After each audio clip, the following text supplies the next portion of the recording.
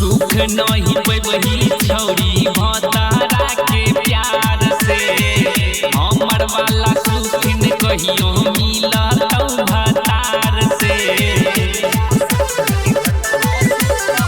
सुख नहीं वही छौरी भतारा के प्यार से हमर वाला सुखिन कहियो मिलत भतार से याद सते तही दिल के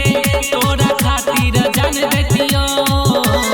याद सते तही दिल के तोरा खातिर जान देखियो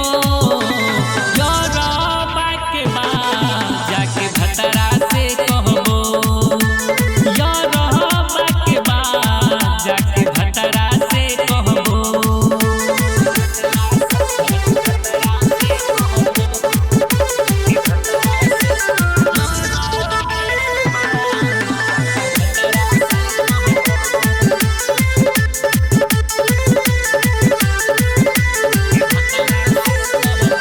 राइटर राकेश सैया बनलौगे तोहर छोड़ क गेलही तू गे हमर भेलही नहीं हमर